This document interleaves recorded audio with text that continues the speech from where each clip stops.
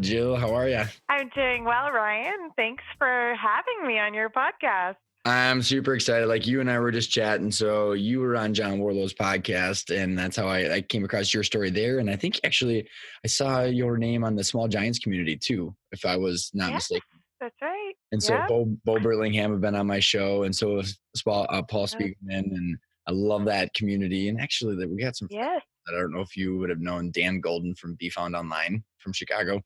So I don't, but I lots do of know good Paul. community, So, yeah. lots of good community people, and so you got a pretty cool story. And I think what I'd like to do is let's go back, for the listeners. How did you become an Mm-hmm. entrepreneur? And as you Mm-hmm. saw some of the questions I sent over, I wrote accidentally in parentheses because I'd say 90% of the interviews that I do, I'm like, well, I never really intended to be an entrepreneur. But Yeah. Yeah. give us a little bit of backdrop Yeah. on how you jumped in and what the business was.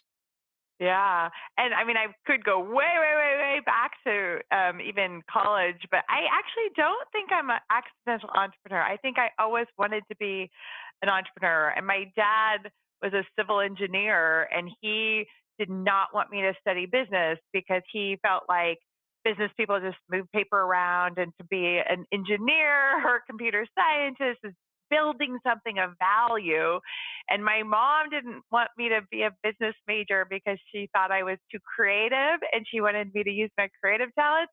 And for some reason, I just was just sure that I wanted to be a business major. And so I feel like majoring in accounting, I always say, was an act of childhood rebellion. But I think that's kind of how it ended up. But I actually didn't start Ruby Receptionist until I was 37, but I was always curating. And now today I look at it, I'm like, that's what being an entrepreneur is. It's about using your creativity to create something of value. With a little business thrown in. And I worked as a receptionist for a business broker. And as the receptionist for the business broker, I got to see like hundreds of small businesses' tax returns. I got to see what businesses sold and what the brokers got excited about selling. And I unfortunately got to also see businesses fail, and people who had invested their life retirement into something they were passionate about find out that there was no market for it. So it was and the whole time I was sort of paying attention, going, when I have a business, it's going to be this and this and this. And Hmm. so the original idea, I wanted to do an executive suite. The modern day equivalent is the co-working space, Hmm. the WeWorks of the world. And I wanted to do it in the Pearl District in Portland, Oregon, that was up and coming at the time. But I had no money and I had no experience, so I couldn't find a landlord willing to build out office space. So, well, so what I wanted to Office do space. was executive suites and rent out small offices to small businesses and provide shared receptionists and shared secretarial at the time. But I had no money and I had no business experience, so I couldn't find a landlord willing to build out Class A office space at their expense. So I kind of noodled on, well, what can I do with the resources I had, which was, I think it was $17,000 in a 401k that I had saved up. And I just took out the real estate and went, okay, well, if I want to help small businesses, if I want to really be their receptionist, how can I get the calls to them during the middle of the day, even if they're not sitting right next to me? And just kept noodling on that until I found a telephone company and a software vendor that would kind of help me hodgepodge a solution together, and got an Super SBA cool. loan, and we were off and running. Super cool. And to go back even a little bit is like, it's funny because when I do my keynotes, and I just did one like a couple weeks ago, and they're like, what's the biggest thing or what's the first thing that any of us as entrepreneurs should do? And you know what I say is I say, go to a business broker's website and look at everything. So you Okay. got some crazy, Yeah, I interesting did. exposure to like I did. what actually value is, where a lot of people Mhm. go 30 years and they're like, oh crap, this is not Mhm. worth much. Mhm. So Mhm. so when you how did that insight impact what business that that you saw the need? How did the value creation, what this is, all tie into kind of what Yeah. Yeah, I mean, it was ironic because back then, this was literally, 2000 when I was working for the business broker.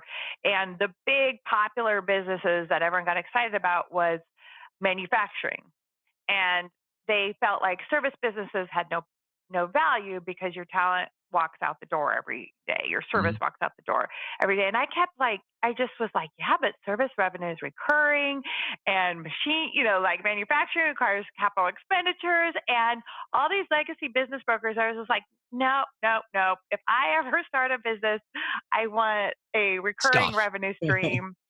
And then I ended up becoming a business broker for a short period of Oh, time. really?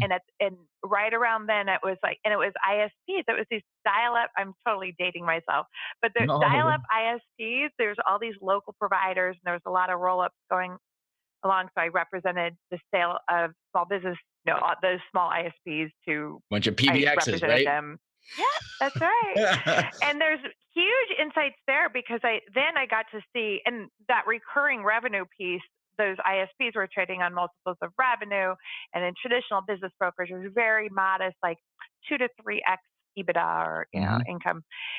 And then the other big lesson I learned from being a business broker and being doing the roll up ISPs is that I sold two, on the surface, equivalent businesses. They had a similar level of revenue, they had similar number of subscribers, and they had a similar price point. And one was wildly profitable, and one was going out of business. And I would ask the person who was wildly profitable, and he just had every single solitary metric, levered and measured and visible, and he knew every last one of them.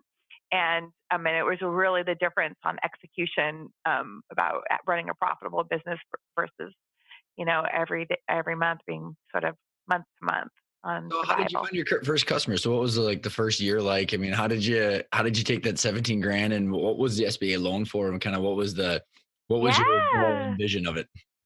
Yeah. So my view was I needed a phone system and software and employees to, even before we had customer number one. So I had to get space. I had to get everything, because if we were going to be a receptionist service, we had to be open from 5 a.m., which is where our, East Coast customers would come from, all the way into the evening.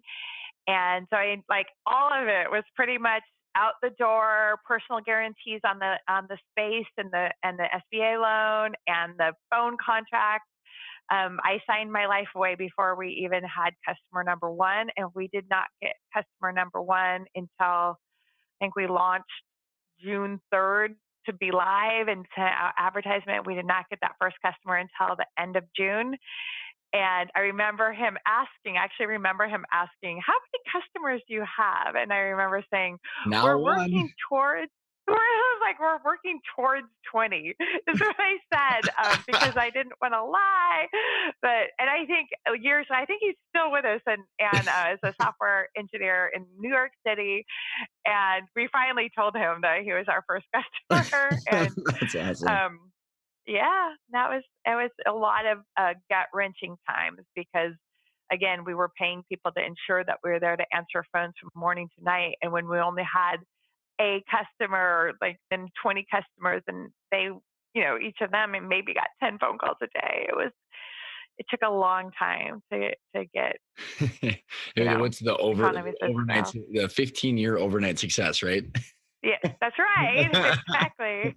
So, Joe, what are some of the milestones that you were kind of, hitting along the ways from Yeah. revenue as the business model was changing? Yeah. I'm curious, even as you go into that, you know, the difference I think about even what you said and the insights and experience that you had versus a lot of entrepreneurs is you had this whole end in. Did you have an end in mind? Was it like an opportunity that you were just trying to capitalize on, or like what was the foresight, and then what were the kind of the pivots along the way? Like, I do think that I'm like an entrepreneur because I love the puzzle and I love the idea of proving it. And so literally I was just looking for something to do that would get me excited to get up in the morning. And I just had this idea. And actually people go, oh, did you ever imagine you would be successful? Or, oh, did you ever imagine you would fail? Or, were you afraid? And I'm like, I actually don't think either one of those things happened, until we almost failed. Um, I just had this idea, and I was just excited to see if small businesses wanted it, if it was going to be valuable. I just wanted to puzzle through it and get it out there and see what happened. So no, I did not have an exit in mind. And that's an interesting thing, because on the one hand, I think it's important to know, like, well, what is your exit strategy? But on the other hand, I think it was just urgently required that to get that business up and running, I had to have that passion for the business itself. And if I just skipped over all that hard work and only thought about, the exit, I would have never made it to the other side here. Agreed. You have to, because you have to enjoy you have to enjoy it when you're getting Yes, socked in the face every day. I know. Yeah. So what was the business model then? Where was it, kind of give us the milestones over the years where, some of the crucial ones that you probably Yeah. hopefully, basked in the sun and was like, okay, I'm doing it. But was it, for the revenue, employees, and the model that you were working with, and actually with the customers?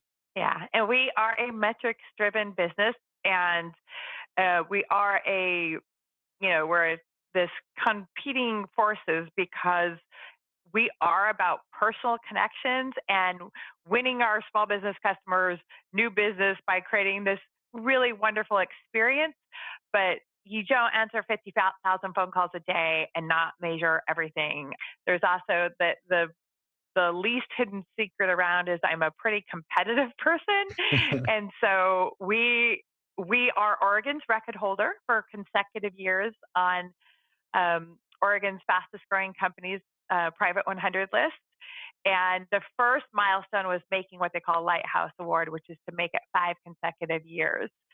And that was a really big deal. But around year 5 in business, I'd been introduced to Rockefeller Habits, Gazelles, Gruen Harnish. I don't know if any fans of that out there. And we created a strategic, yay, or scaling up. Yep, Yeah. that's great. So we made this plan that at year 5, we were a $1 million revenue company. And we were really excited to have that $1 million year. But we did this exercise, like, what would happen if what would it be like at 10 million of revenue? And we did this vision exercise that I think is a Cameron Herald painted picture exercise. And we like, how many employees? What would our office look like? And we just visioned it all out. And then we said, well, what would that take to get there? And we worked backwards of, well, it would be this many customers, and well, what would, and then we're like, well, what do we have to do this year in order to be on track? And we're like, that looks doable. So we set at year 5, we set this like flag in the sand of this 10 at 10. In year 10 of business, we're going to do $10 million of revenue.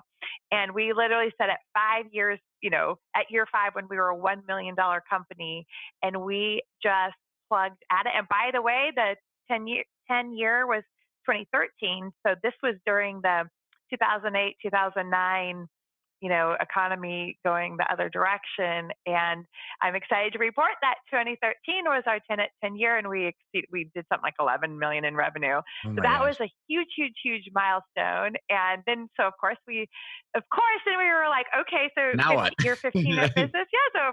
So it became 50 at 15. We're like, gosh, if we can do 10x and 5, like, this is just easy. It's 5x. It proved to be a little bit more challenging, but we did cross, and that was last year, and we actually crossed it with a $50 million run rate, just Wow. shy of annual revenues of 50. So Good for you guys. those are big, like having those big milestones. And I'm a huge fan of breaking it into little tiny pieces that seem Mhm. manageable, and recalibrating. What do you think some of your biggest keys to success were out of that? After when you really hit the throttle. I mean, people, Yeah. processes. Was it capital? Was it like innovations? What was some of the big things? Uh, so I do think having an eye on, like, we're we are just completely levered, and we are even at a very young age in the company. When we were small, we used Excel spreadsheets and Microsoft SharePoint to create KPI dashboards. And having measurable goals and knowing what success looked like, trying to not, like, that fine line between what's doable and achievable and a real win and not killing ourselves in the process and having fun. That would be really early on success. But really, all the way through year 10, almost all of we had pay per click, a modest amount of pay per click, and then it was referral customers. So it was really just executing and delivering a service that had real measurable ROI for our customers. I mean, that it's just absolutely at the foundation. On top of that, we are literally, it is a customer. We are selling customer service. So it's about like every single employee in the companies is empowered absolutely to do whatever they want to or feel like they should do for a customer, from the receptionist to our customer happiness team, just understanding that our customers are our success. And I think that's a huge focus. And that core belief of our, our mission is about the personal connection, but that core belief that people want to do business with people and just living and breathing that every day. We've won a number of great workplace awards along the way with our fastest growing. So, those values and the mission that define our service also what create a culture of, net what is now 600 employees all rowing Holy in the cow. same All direction. W-2? Yeah, all W-2, all full time. Yeah, Wow, good for yeah. you. So I that's know. ridiculous. So in that, with delivering, so there's a couple things that I want to peel apart. And Yeah. you had mentioned in John's podcast that I listened to about your culture. And I can Hmm. just tell by the way you just said that it's a huge deal. And I've got a couple customers and people that are great friends who kind of, Hmm. and I can tell by being part of the small giants that obviously makes a big difference, right? But like Yes. how that impacts your ability to hire, how you maintain that, and then how that was valued. We can get that down when we talk about the exit. But how did you scale with hiring the people like that? And then, Yeah. I mean, that had to have been crazy difficult.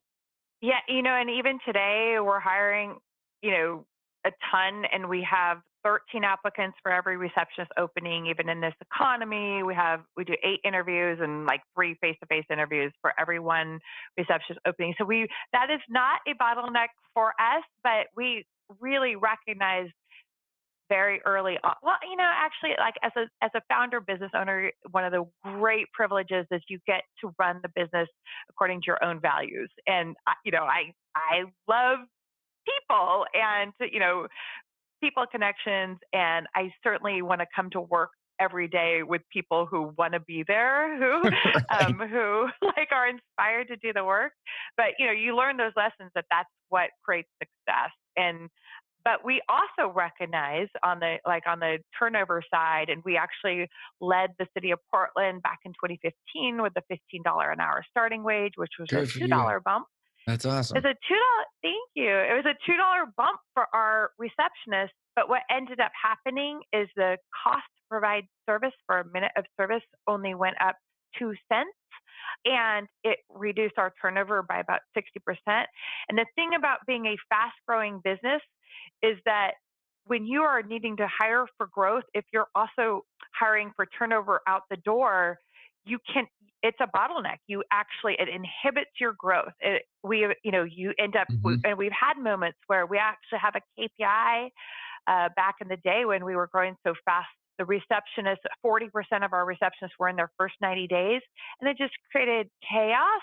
Our service levels dropped, and we realized like we actually can't exceed 20% of our employees in their first 90 days. So Mm. anytime we exceeded that, we actually couldn't, we would have to unthrottle our marketing. And so being able to not have really low turnover was a key strategy. But more than that, like we're selling People. the personal connection. Yeah. And so we have a set of values. We live it to our customers. We live it to our people. Live by Finding example. 600 people And that are happy and enjoy life like you, that must be crazy difficult. no, I all right. Here's my sort of challenge to people. I actually think hiring nice people that really are excited to be able to be nice to other people, I think that part's easy. I think we turn employees into when we create rules that make people nervous about doing the wrong thing or scared they're going to do the wrong job or not feel empowered, we actually turn them into unnice people that just literally are fear based in their work. Um, so one of my controversial topics is it's easy to hire, it's hard to inspire to make people feel safe, to make them feel empowered to be just No, themselves, really. I think you're spot on with that actually. I mean, that was as I went through the turnaround in our business and having to hire that many people, it was like, hey, eliminate the egos. Like, you just, it is easier to it because people want that. They don't want to be, I mean, everybody's adults, right? They don't No. want to be micromanaged Yes, and all that yes. stuff. Yep. As No, long as you no, put in the they don't. parameters and you hold to it. Yeah. On, on the inner structure of the business too is what was the engagement like? Because I know this is going to tie into kind of your evaluation and the exit. Is like is how what was the contracts like with the business with your clients, and then you ended up building out a system too, right? So it wasn't just a service based business. You had some proprietary technology and some other things inside of that, correct? That is correct. So, we are a live virtual receptionist, and today it actually includes the telephony and the mobile app that's connected to our receptionist software. So, we're literally connected with our customers all day long. We're integrated into their contacts, we're integrated into their practice management software if they are attorneys. But and one of the tenets of our business, because we're the receptionist for small business, we answer every single solitary call live.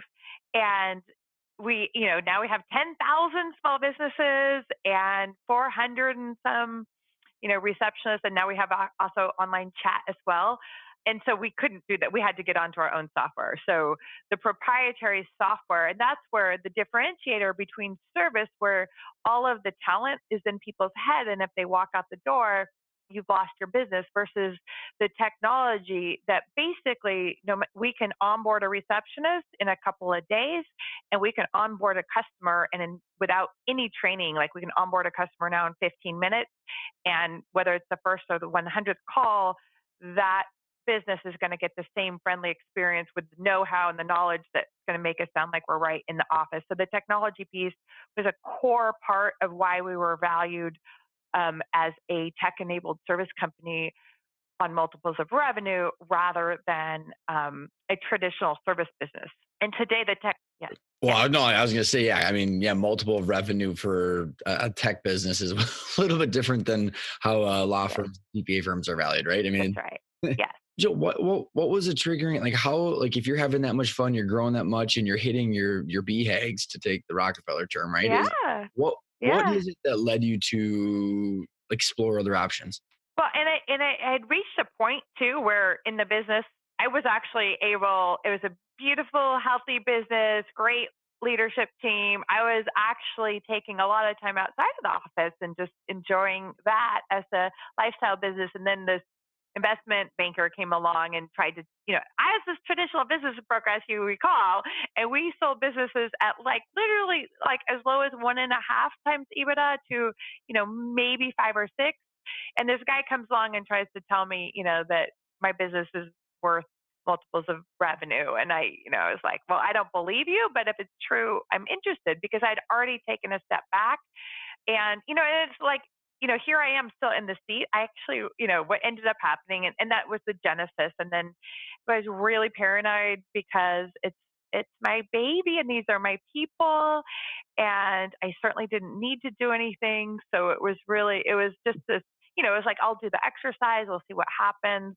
But it was one of those, like, I'm not just telling anybody. And So let's walk through that because I think it's you know this is, I think, a very interesting topic for my listeners because yes, there's a lot of, I'd say, the small giants kind of listeners that are they care about the baby. They really care about the people. So it's not just. I mean, that's why with my whole situation, it was tough when you have to fire a bunch of employees. If it all depends on what the buyer wants from the business, right? right, So yes. how did aligning getting the value for the business and Hmm. aligning the values with the Hmm. buyer and all that stuff is Hmm. complicated, and then optimizing the tax, blah, blah, blah, all this stuff, right? So, Yeah, like, yeah, can you walk right, us right. through the journey, Jill? Yeah. What is the exercise they did with that investment banker? And then did you go through the normal process? And like, what was it like from Mhm. inception of, hey, maybe, to, okay, this is a real situation? Absolutely. And I would say that, I'll start with the outcome first, which is that I do think that, especially if you have a vision for the future of the company, and the best valuation is the partner that looks at that and goes, "Yeah, I believe in that vision, and what we have today is just scratching the surface."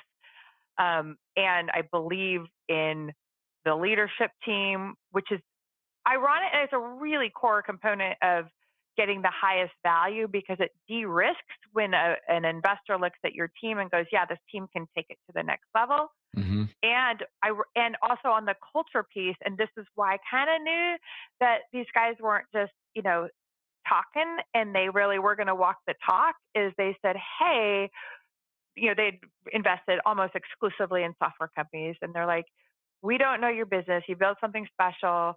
We can help you continue to develop the technology vision that you have, that it's basically all you need to do to run your business is Ruby and a cell phone."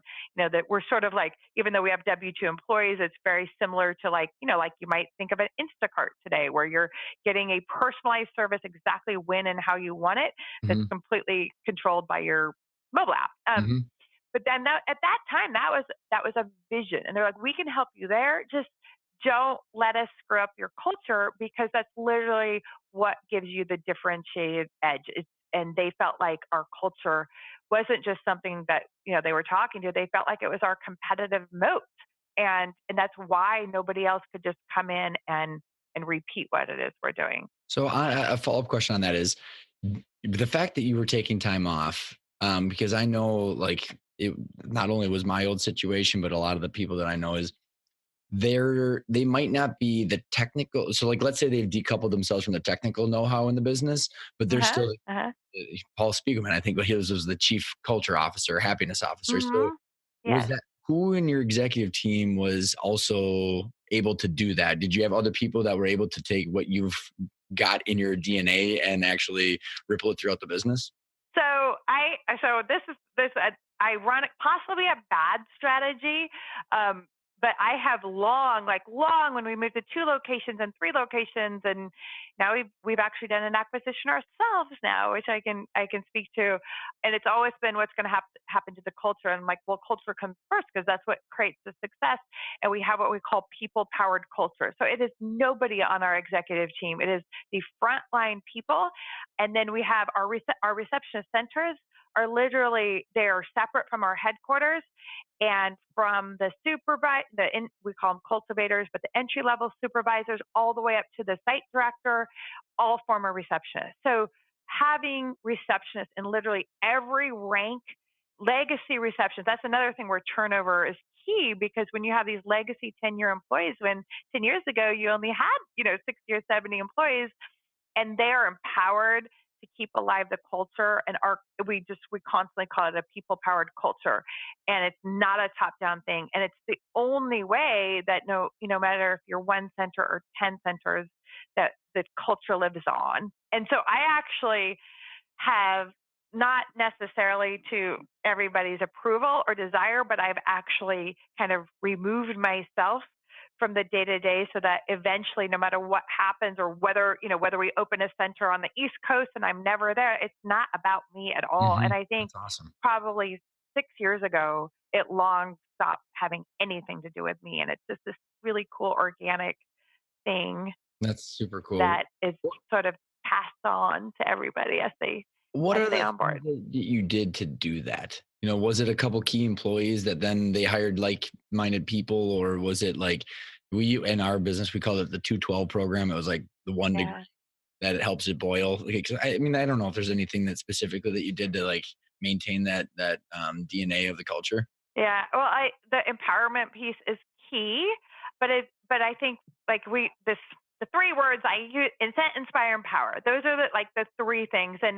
And one of the early lessons was, we had our set of values. We said these things are important, and yet when we were giving raises and incenting people, we were giving raises based on how productive you were and perhaps, what your attendance was, which has nothing to do with our core values. And that got pointed out to us. So one of the first things is everything that you see that we measure aligns right back to the core values. We actually measure peer-to-peer recognition. We actually measure note cards and little 1-minute videos that we send out to customers.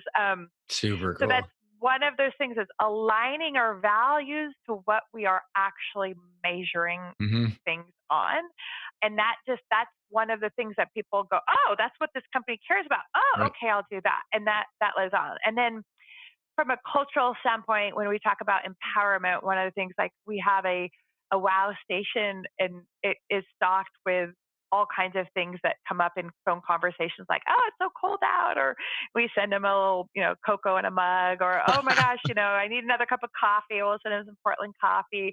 But behind that is also an Amazon prepaid account that everybody has access to, that they can buy anything for any customer, um, for any reason. They just have to share the story. And so all these programs that are really about helping employees understand from day one that they are empowered to make the culture. We have our beautiful spaces. They're open 24/7 to all employees. They start running teams and knitting clubs and literature clubs, and it will blow your mind, all the different That's things that so our cool. employees just on their own start. And then, like, one final thing that I love passing along to other businesses is that we have culture funds. So everybody also has a little bit of money, to whatever that might be. It's $100 per year per employee, and they might have an idea, and it's obviously going to be more than $100. And like, I have this idea.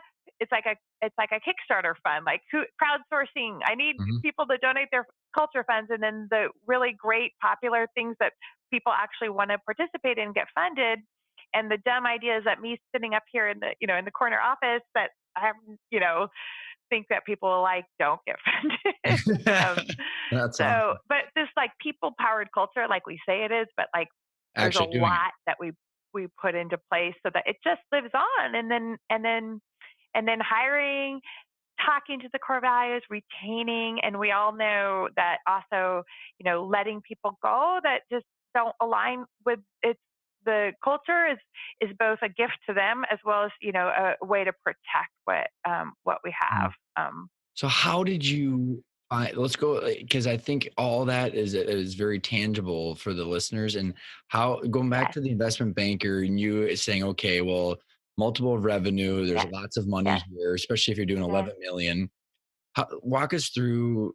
So that's the outcome. That's difficult to find someone that values it, that allows you to keep that. That's not just financially and financially gets what you're doing. So walk us through the process. Like, how did you go about finding these people, and what was that experience like? Okay, okay. So, and just so you know, like, I am that business major, and I have actually seen P&Ls of businesses that don't necessarily have these programs, but they're similar in what they do, and our margins are wildly more positive. So at the end of the day, our income statement just looks looks good. And I'm an advocate for the most profitable businesses are the ones where you don't have to hire and train all over again. So back to the investors. So we ended up hiring a different investment banker who knew there's like private equity.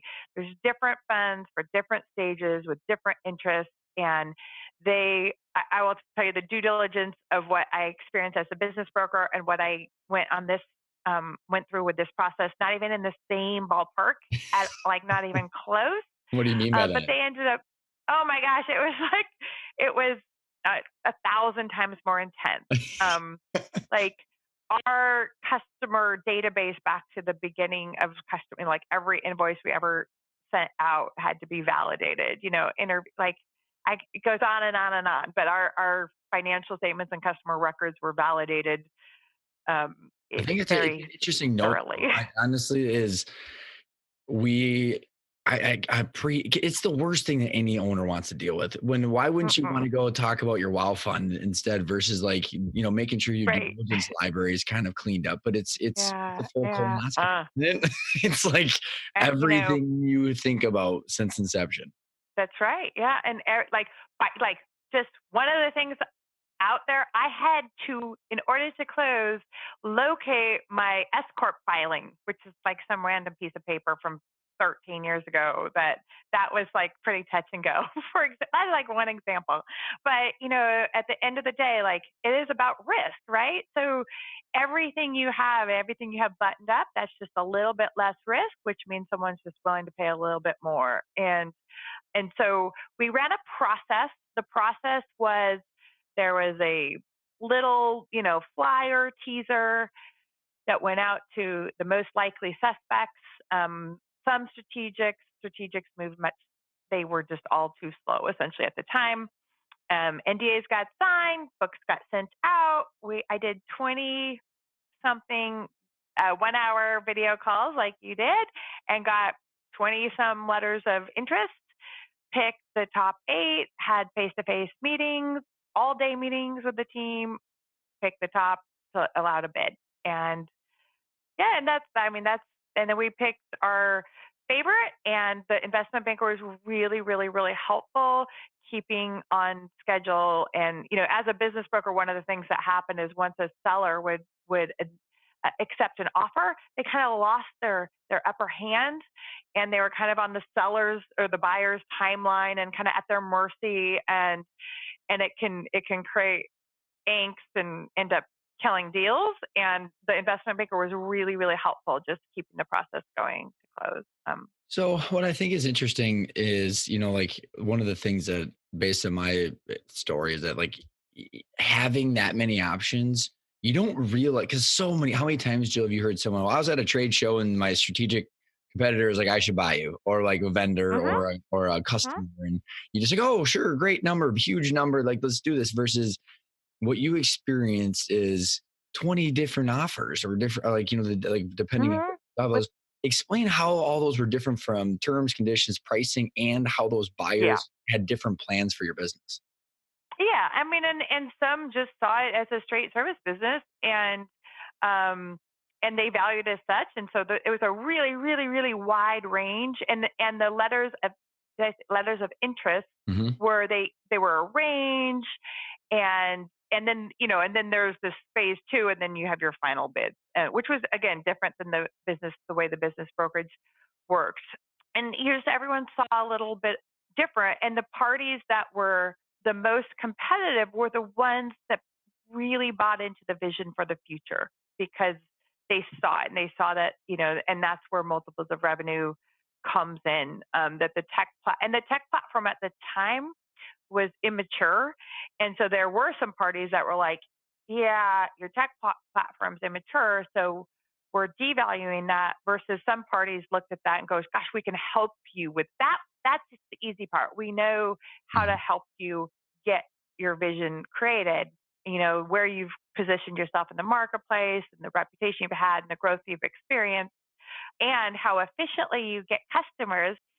We can add capital there and help you accelerate that way. But there was a number of things that it was really more about what is the business going to look like in the future, that the most competitive parties saw and bought into. And again, looking at risk, it's those portfolios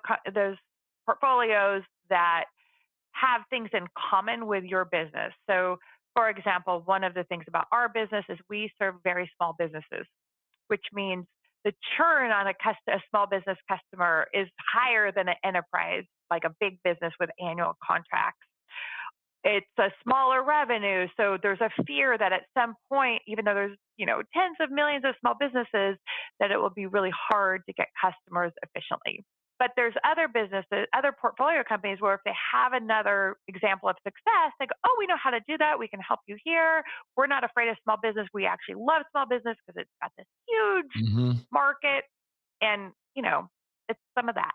Um, So, well, and I find you have just a couple major points where if you look hard enough, you can find all the right characteristics. It's like dating, and so many people just say mhm, yes to the right number. And is there anybody in that process that had a really appealing number, but you were like, no way, like mhm, because of what mhm, they were, mhm, the comments they're making, mhm. what they would do with your Yes, business? yes, yes.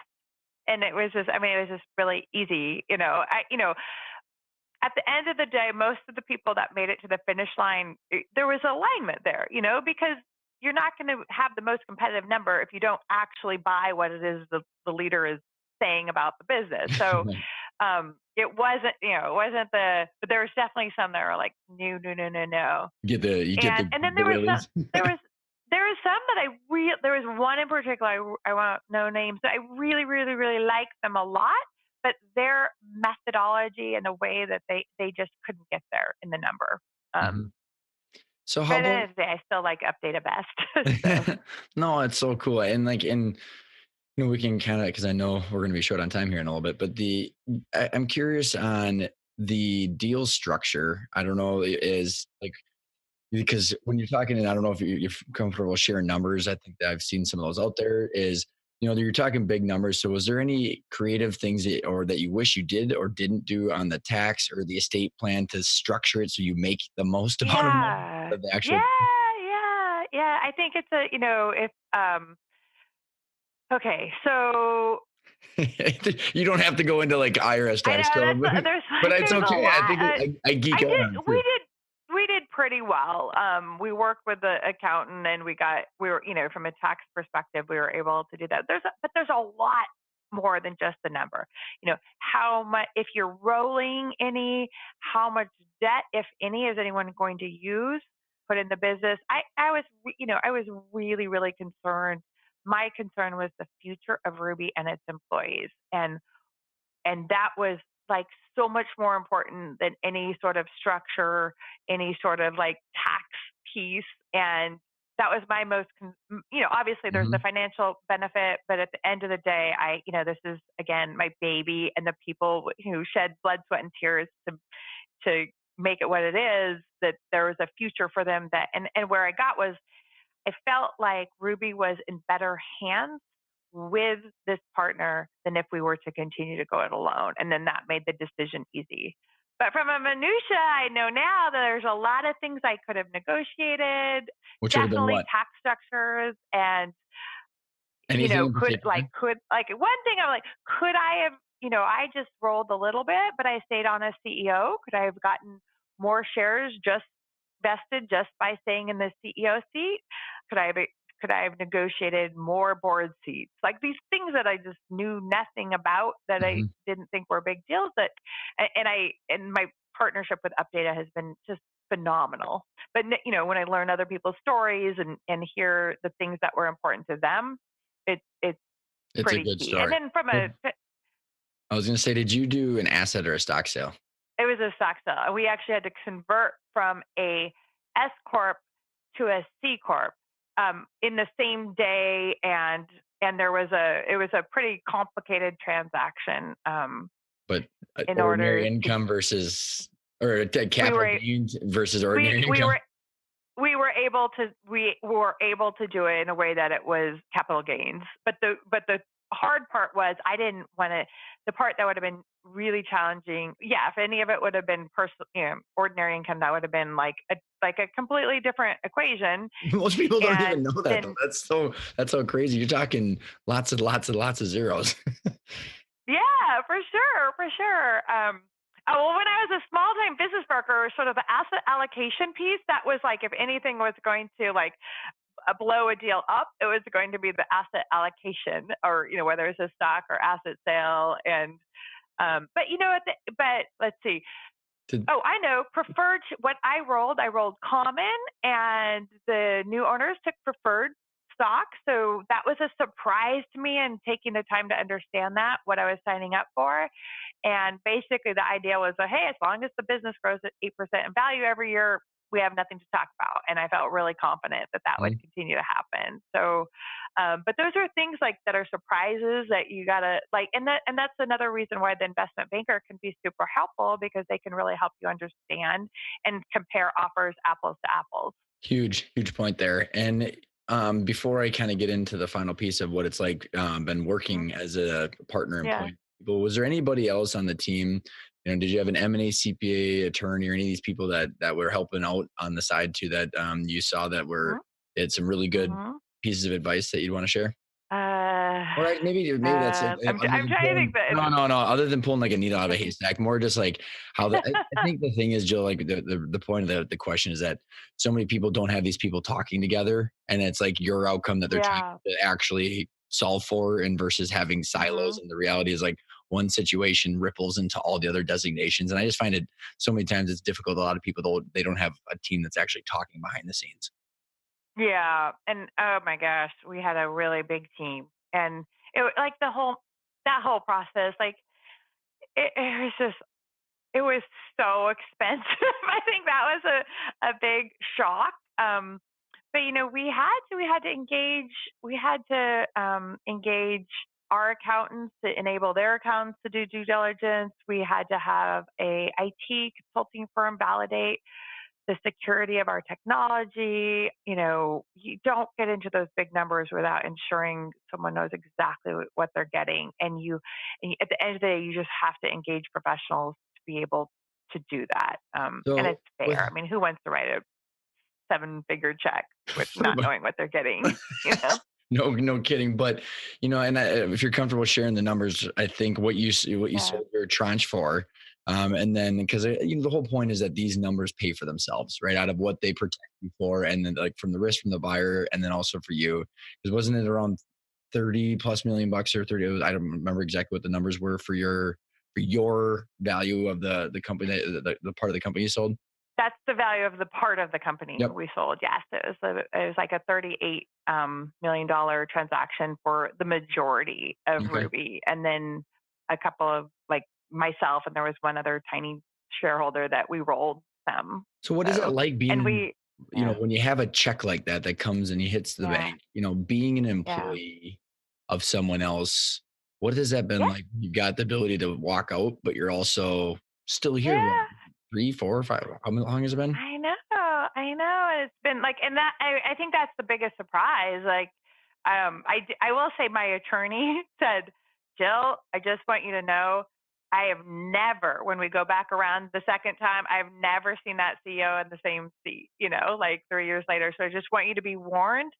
And I really like, I guess that's the piece of advice. And I was like, I'm totally okay with that, obviously, because it was really about how Ruby was left. It was, Mhm. whether or not, if I was like, as long as I can be helpful, as long as I'm the right person for the job, great. And what ended up happening was, oh my gosh, I could develop a whole another hour about all the things I learned after doing the deal with them, and like just a million things. And I think the job has changed every single year. It's a new company, and I think that's what's kept me here. Now I will say, it's 600 people, and so the job of scrappy entrepreneur, where things get done like that, is like, it's a little bit like it tests my natural inclinations of Just getting idea, stuff idea, done. idea.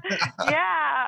Wait, meetings and approvals and so is it, I Yeah. think, Jill, I'm curious and like, I don't know if I don't want to put words in your mouth, but like when you say your baby, and that's so many people talk about that, right? And like Yes. Yes. Bo's book Finish Big talks a lot about that. And it's like, do you think that there's a level of how you've been treated with these people and having them appreciate what you've built versus just looking at it and just, I don't know. There's just a level of appreciation and, being valued that I think is huge at a lot of people. I don't know how to. Yeah, it is. It is like, I mean, I think I am not really driven by money. I'm not. It's more like creativity and getting an idea into place and being able to build something that other people really find valuable. And what I will, another surprising thing, especially with private equity, is I think they really mean it when they say we invest in teams. And they didn't keep me on as CEO, as a founder CEO, so that they could just tell me what to do. If they wanted to just tell somebody what to do, they would hire a hired gun CEO. They totally depend on the CEO to set the strategy, define the vision, and to guide and provide help where needed. And that's really, and I think actually, and I don't think every firm is that way. I think some have a clear statement like, nope, this is where we would take your company. This is Mhm. how we see it, and that's another way to go too. But a lot of private equity firms are like, we got to buy into the leader and Mhm. where they're going. So I know we're short on time here. So if there's something that, because you said that you learn, I mean, you've gone through so much. If there's something that we've talked about that you want to re-highlight, or if there or eh, uh, eh, bring to the surface, or if there's something Yeah. that we haven't covered that you're just like, here's the listeners. This is a huge takeaway. I don't know if there's something you want to leave everybody Yeah. with. I do, metrics and having precision and knowing your business and knowing your numbers, it both creates a successful business, but it also creates enterprise value because it de-risks from an investor standpoint where they feel like they know what they're getting. It's really a huge deal. I think that's number one. And the other thing is like when you are going to sell your baby, it's not just about money. It's just not. And thinking about what would it take for you to get a transaction and solve for that? When you know what you're trying to get, then I think it's easier to go seek and find it, One whatever that follow-up is. question on that is, Yes. did it take you the process to figure out what you wanted out of it from that, or did you have a way that you articulated it before that?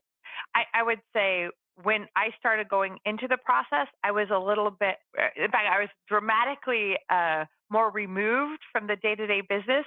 And I kind of fell back in love with the business as I started talking about it and painting, like what could it be in 5 years? And so kind of rediscovered this whole new business plan and idea.